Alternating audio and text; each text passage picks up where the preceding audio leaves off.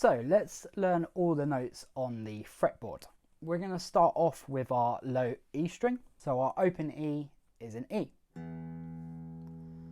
Our first fret is F, second fret F sharp, G, G sharp, A sharp, B, C, C sharp, D, D sharp, E. Now we know the notes on the low E string, we can use it to work out the notes on the D string. We use a technique called octaves to do this. What I want you to do is to put your first finger on the third fret of the low E string. As we have learnt, this is a G. And then what I want you to do is count 2 frets up and then go 2 strings down. So for this, 2 frets up would be 4th fret, 5th fret, and then 2 strings down would be the A string and then the D string. Okay, so our third finger will be on the 5th fret of the D string. Because this is an octave, this is also a G. Once we have got this octave shape, we can then move it anywhere on the neck. So let's move it up to the 7th fret of the low E. Now we know that the 7th fret on the low E is a B. This means that the 9th fret on the D is also a B.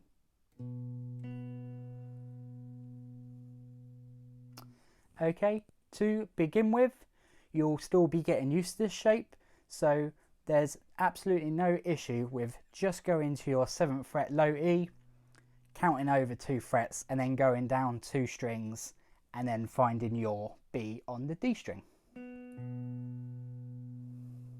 Okay, so you're thinking, that's still 12 notes I need to memorise on that low E string. And while that's true, there's some markers on the guitar neck that help us.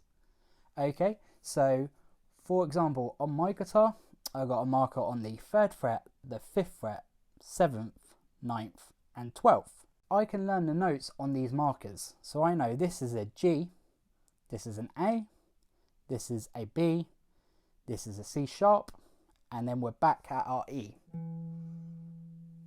This generally makes it easier to find other notes that are close by to these markers.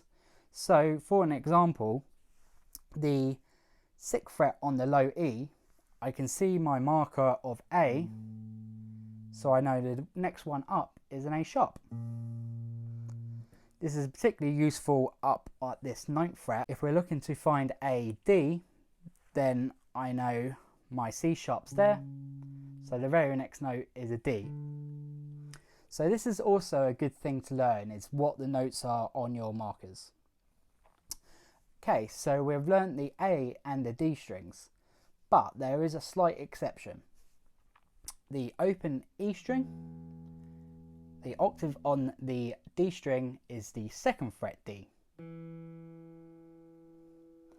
Now we have this 1st fret D, this is a D sharp.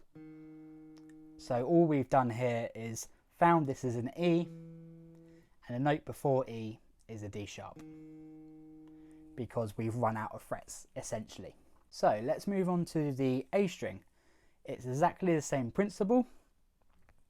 So open A sharp, B, C, C sharp, D, D sharp, E, F, F sharp, G, G sharp, A. We use the octave technique again, and it's exactly the same shape. 2 frets over, 2 strings down.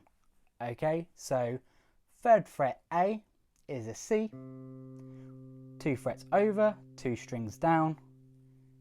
On the G string, on the 5th fret, is also a C. One more example for this.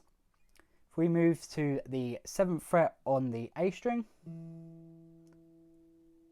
we've got our octave shape, and we know that it is the 9th fret G.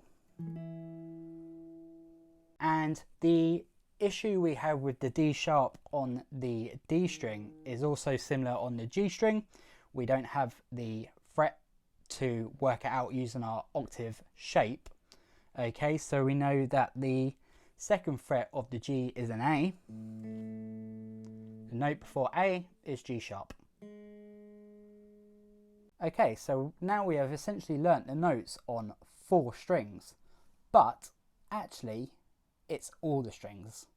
I'm going to tell you why. Once you know this low E string, you also know the D string, and then you also know the B string.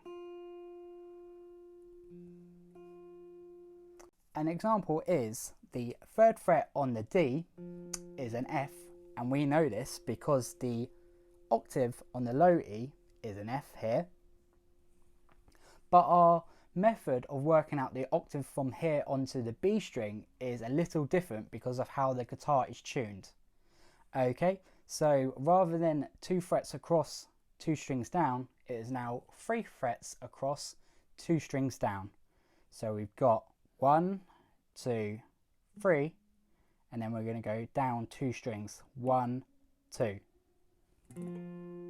That means that we are on the 6th fret of the B string, and this is also an F. Okay, this is quite a stretch with your little finger, but it's worth practicing so that your fingers start to loosen up and be able to stretch a bit more. Okay, but you don't have to use your little finger in this shape. You can just go F here and then just move your first finger to the 6th fret on the B, which is also an F. Okay, another example for this one. We will go to the 6th fret of the D. So let's look at our octave from the low E, which is here, which is a G sharp. So we got the G sharp here, we got a G sharp here. So using our technique again, 3 frets across, 2 strings down, we are on the 9th fret of the B, which is also a G sharp. So now we have learned the notes on 5 of the strings. So there's one more left, the high E string. This is easy because it's exactly the same as the low E string. So the 5th fret low E is an A, and the 5th fret on the high E is an A. Okay, another example is the 11th fret on the low E is a D sharp. So the 11th fret high E is also a D sharp. Congratulations, you have learned all the notes on the fretboard.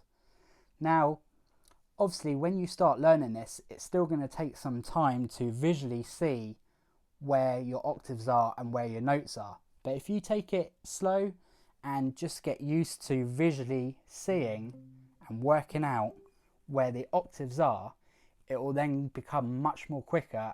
Okay guys, thanks for checking out my lesson. I hope you learned something from it. Hope to see you next week. If you like this video, click like, click subscribe, and then click the bell and you'll be notified each time I upload a lesson.